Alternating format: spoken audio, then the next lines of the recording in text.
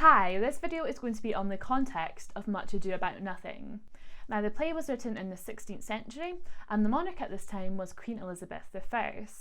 And Shakespeare explores many of the Elizabethan era ideals that were prominent at the time, particularly that of gender roles, and we see this most clearly through Beatrice and Hero.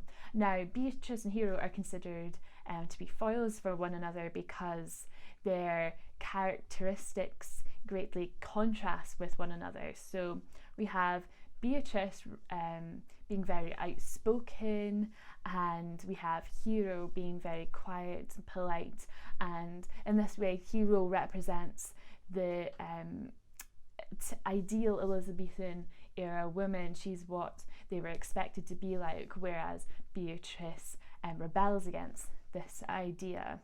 And an example of where these gender roles are projected onto the women is when we see Claudio dishonouring Hero. So Hero doesn't really stick up for herself, whereas Beatrice does on behalf of Hero, and we even see her go as far as to say she wants to fight with Claudio, but of course she has to ask Benedick to do this on behalf of her because women were not permitted to duel.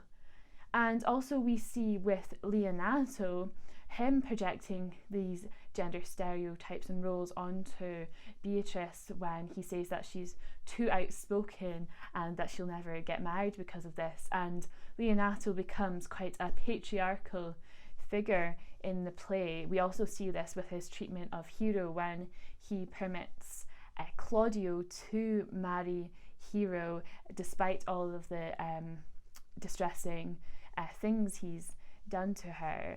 And this would have been, reflected in society at the time because women were the property of their fathers until they were married. So hopefully you can see how gender roles affect each character in the play. Thanks for listening.